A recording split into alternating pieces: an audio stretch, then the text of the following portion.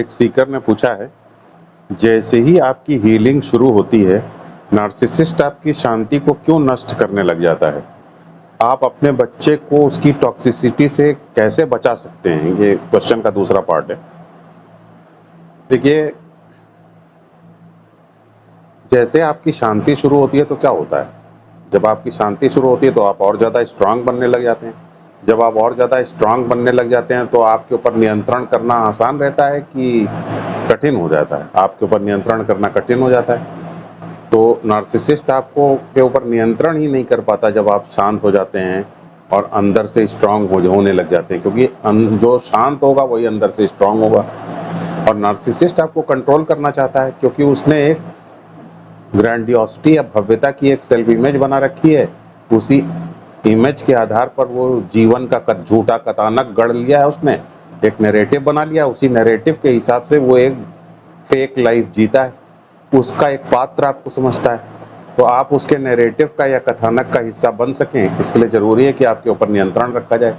लेकिन जब आप शांत होने लग जाते हैं, अंदरूनी तौर पर स्ट्रांग होने लग जाते हैं, तो आपके ऊपर नियंत्रण कठिन होता जाता है। इसीलिए नार्सिसिस्ट जब ये देखता है कि आप स्ट्रांग हो रहे हैं तो फिर आपको बाधा पहुंचाने लगता है, शांति को नष्ट करने की कोशिश करने लग जाता है। दूसरा भी एक महत्वपूर्ण इसमें कारण है। वो कारण ये है कि जब आप स्ट्रांग होने लग जाते हैं, आपके अंदर शांति महसूस करने लग जाते हैं आप, तो आपके अंदर कियोस नहीं रह जाता, वीकनेसेस नहीं रह जाती हैं, क्योंकि आपके अंदर धैर्य आ जाता है, साहस आ जाता है। लेकिन नार्सिसिस्ट जब आपको कमज़ोर पाता है तो चूँकि उसने एक भव्यता की या ग्रैंडियोसिटी की सेल्फ इमेज बना रखी है, उसकी इमेज भव्य दिखे, बड़ी दिखे, इसके लिए आपका वीक दिखना ज़रूरी है, कमज़ोर दिखना ज़रूरी है, क्योंकि वो तो कंपैरिजन के आधार पर ही अपनी इमेज बनाए हुए है।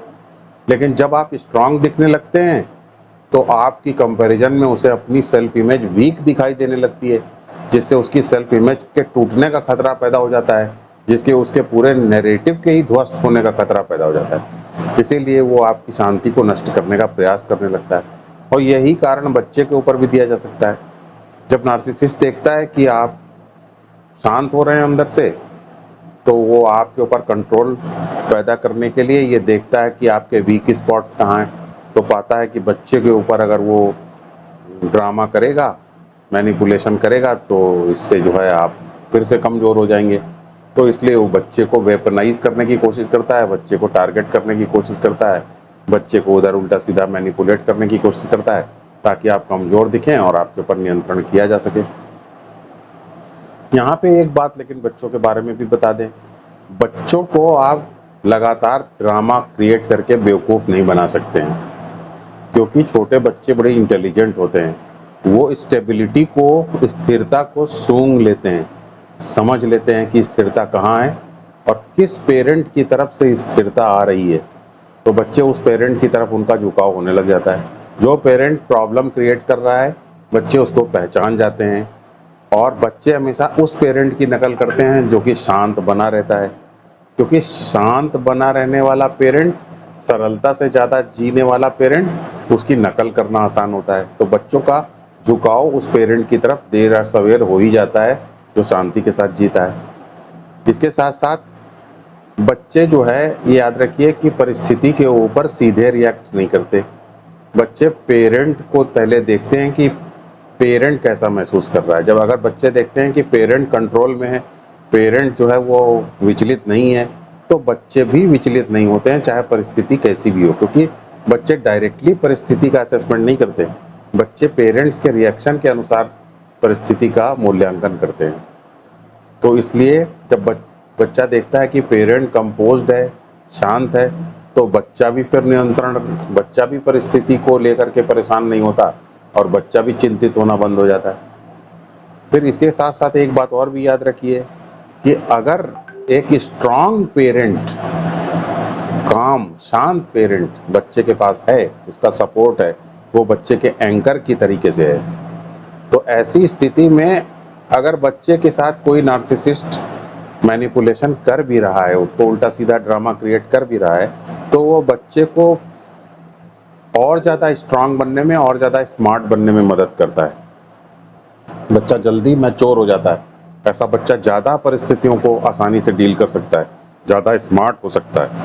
लेकिन इम्पॉर्टेंट बात बस इसमें इतनी है कि उसका जो काम पेरेंट है, जो अच्छा पेरेंट है, जो पीसफुल पेरेंट है, उसको स्ट्रांग थोड़ा सा होना चाहिए।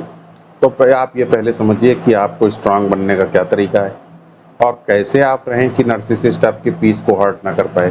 तो इसमें कुछ मैंने आपको 2-4 उपाय बता दे रहा हूँ, उनको ठीक से समझ लेंगे तो आप आसानी से नार्सिसिस्ट को के उल्टा सीधा मैनिपुलेशन करने के बावजूद भी अपनी शांति बनाए रख पाएंगे।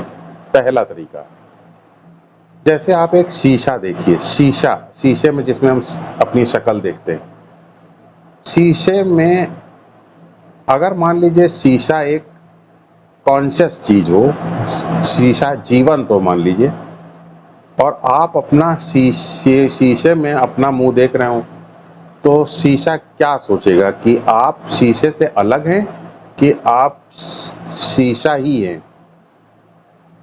अगर शीशा जीवंत होगा तो आपकी छाया, आपकी इमेज शीशे में बनने के बावजूद भी वो ये समझेगा कि शीशे से आप अलग हैं। इसका कारण क्या है? क्योंकि भाई आप बदलते रहते हैं ना, आते जाते रहते हैं, जबकि शीशा वही है। तो शीशा जान जाएगा कि अरे ये व्यक्ति तो आता जाता रहता है, ये इमेज के रूप में आता है, हम हमारे अंदर शीशे में दिखाई देता है, उसका थोड़ी देर बाद चला जाता है, फिर दूसरे रूप में आता है, फिर चला जाता है। तो ये बार बार चूंकि बदलता रहता है, इसलिए ये मुझसे अलग है। ऐसा ही शीशा जो है वो है आपका सेल्फ, जो आपका रियल सेल्फ है। और उस रियल सेल्फ में आपका शरीर और आपका मन और आपकी फीलिंग्स, ये उस शीशे में इमेज की तरीके से आते जाते रहते हैं।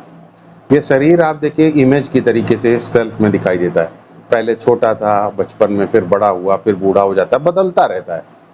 तो चूंकि ये बदलता रहता है, इसका एक रूप चला जाता है, दूसरा रूप आ जाता है, फिर दूसरा रूप बदल जाता है, तीसरा रूप आ जाता है, ये बदलता रहता है, इसलिए शीशे से ये अलग है।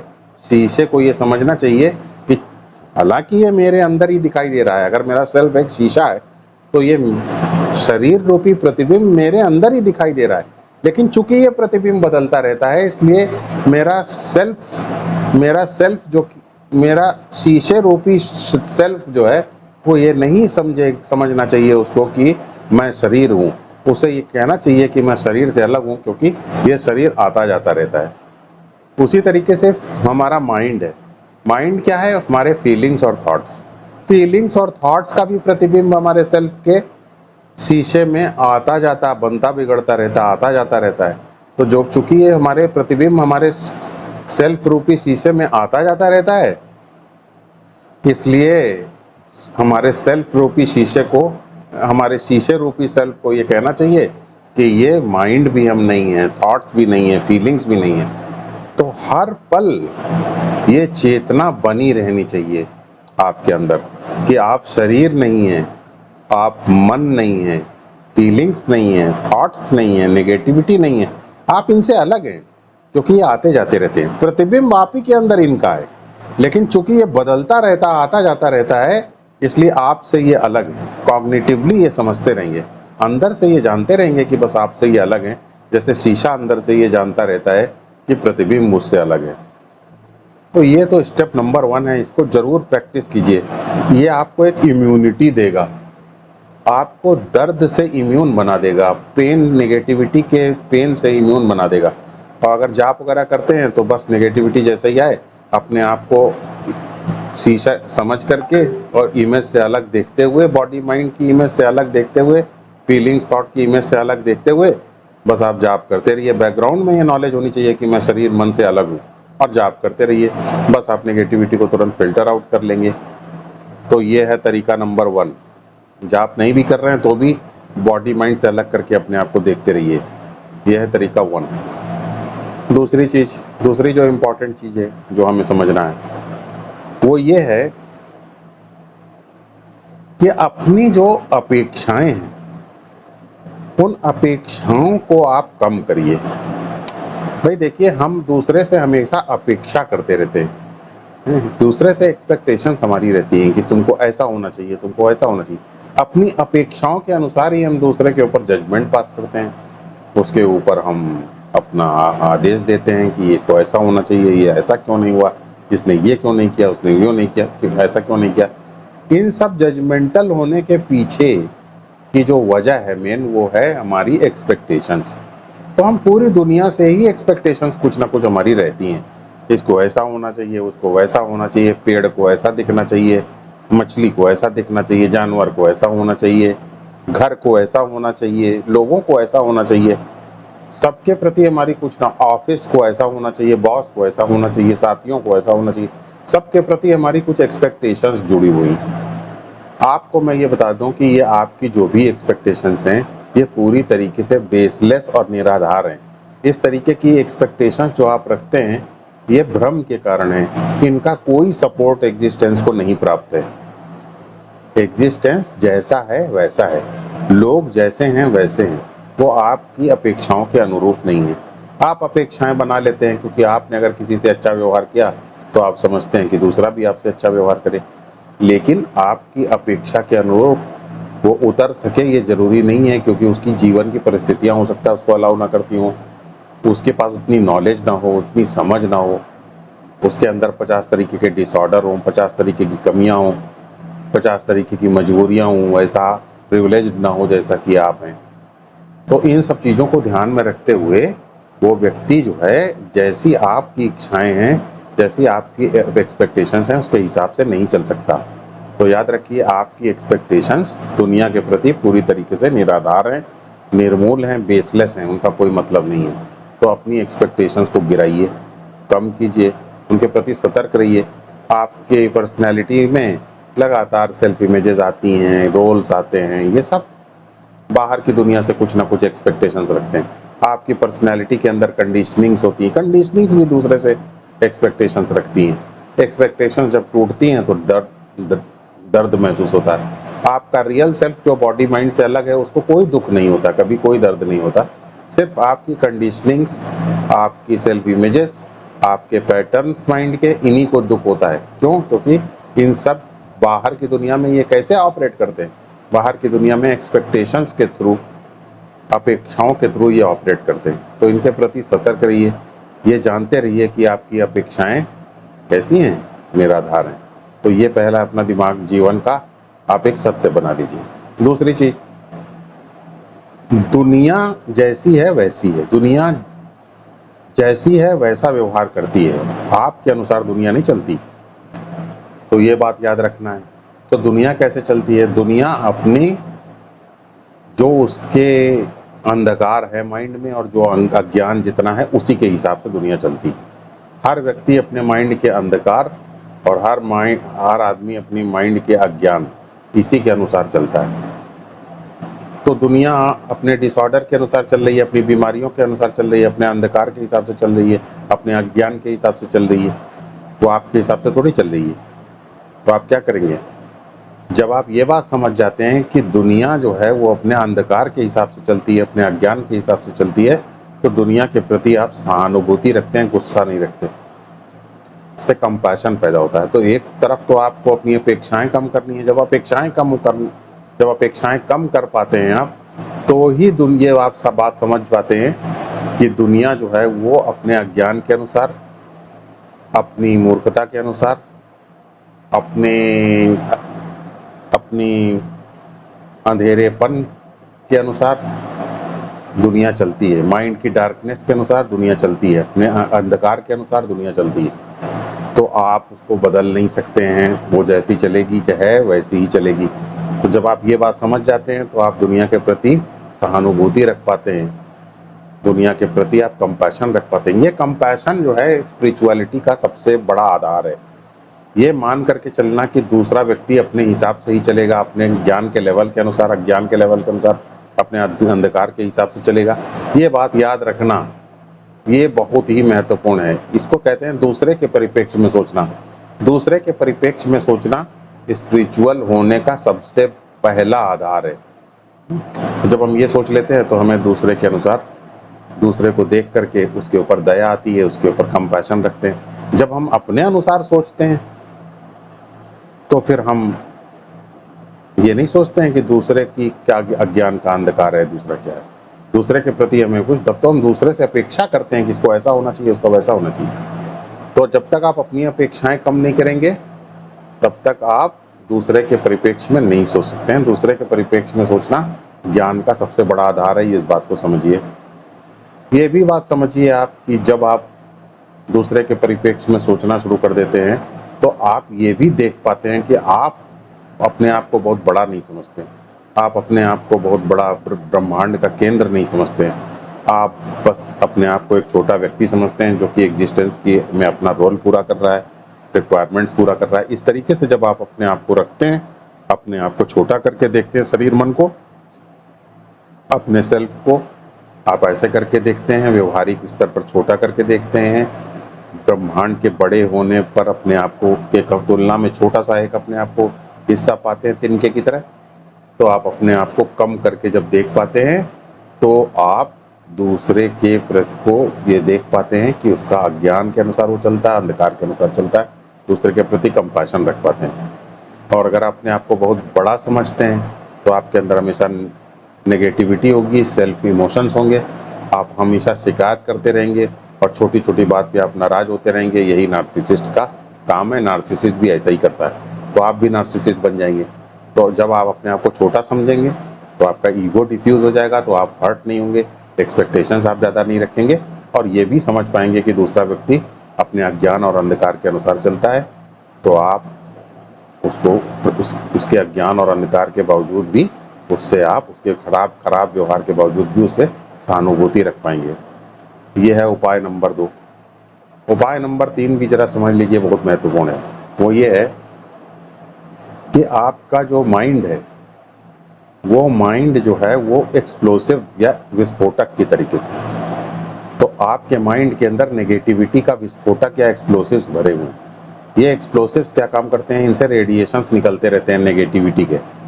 तो ये रेडिएशंस इन्फ्लेमेशन पैदा करते हैं, आग की तरीके से माइंड को गर्म रखते हैं। लेकिन ये सिर्फ अगर रेडिएशंस निकालें, सिर्फ इन्फ्लेमेशन पैदा करें, सिर्फ आपके माइंड को गर्म करें, तो कोई दिक्कत नहीं है। इनके साथ एक दिक्कत और दूसरी भी है, वो ये है कि ये ना सिर्फ इनकी नेगेटिविटी, आपके अंदर का जो इनर एक्सप्लोसिव्स हैं, यानी आपका ईगो, आपकी कंडीशनिंग्स, आपका घमंड, आपका प्राइड, ये सब इनर एक्सप्लोसिव्स हैं। आपका ट्रॉमा, लाइफ को जीने में आपने जो चोट खाई है, ये सब आपके अंदर के अंदरूनी विस्फोटक हैं। ये आपके माइंड को लगातार गर्म रखते हैं, और इसकी गर्मी जो है नेगेटिविटी के रूप में ना सिर्फ आपको नेगेटिव बनाती है, बल्कि आप इस नेगेटिविटी को दुनिया के ऊपर भी प्रोजेक्ट कर देते हैं। और अगर आपके अंदर ये विस्फोटक जो है अपनी गर्मी फैला रहे हैं, रेडिएशन फैला रहे हैं, उष्मा दे रहे हैं आपको, तो आपको ये दुनिया के ऊपर भी यही गर्मी आप प्रोजेक्ट करेंगे, यही नेगेटिविटी प्रोजेक्ट करेंगे, और आपको ये दुनिया भी खराब नज़र आएगी। तो आपका जो ईगो है, आपका जो प्राइड है, आपका जो ट्रॉमाज हैं, आपके अंदर की जो बैड कंडीशनिंग्स हैं, जो आपकी सेल्फ इमेजेस हैं, ये सब क्या है, आपके अंदर का इनर एक्सप्लोसिव्स हैं, ये अंदरूनी विस्फोटक हैं। ये जो है आपके अंदर नेगेटिविटी की गर्मी लाते हैं, और ना सिर्फ ये गर्मी लाते हैं, बल्कि बाहर की दुनिया में भी इस गर्मी को प्रोजेक्ट कर देते हैं, और दुनिया भी डिस्टॉर्टेड, बुरी नज़र आती है। और जितनी बुरी ये दुनिया नज़र आती है, उतना हम इस दुनिया की कमी देखते हैं, उतना हम इसके अंदर कमी निकालते हैं, और ये अपेक्षा रखते हैं कि इसके अंदर ये कमी क्यों है। उतना ही ये दुनिया हमें और ज़्यादा बुरी लगती है, क्योंकि उतना ही ये हमारे अंदर के विस्फोटकों के ऊपर फिर आग लगाती है, और इस प्रकार हम फिर दुनिया को खराब देखते हैं, प्रोजेक्ट करते हैं अपने अंदर की नेगेटिविटी को दुनिया के ऊपर, और इस प्रकार एक दुष्चक्र में फंस जाते हैं। अब हम इस दुष्चक्र से कैसे बाहर निकलें, इस विशियस सर्कल से कैसे बाहर निकलें? याद रखिए, आपके माइंड के अंदर जो नेगेटिविटी है, पर्सनैलिटी के अंदर जो नेगेटिविटी है, जो कंडीशनिंग्स, जो पैटर्न्स हैं, ये एक प्रोजेक्टर की तरीके से भी हैं, एक रेडिएटर की तरीके से भी हैं। तो इनको कूल डाउन करना है। कूल डाउन करने का तरीका क्या है? इनको पहले स्वीकार कर लीजिए, इनको समझ लीजिए, और इनके ऊपर भरोसा करना बंद कीजिए।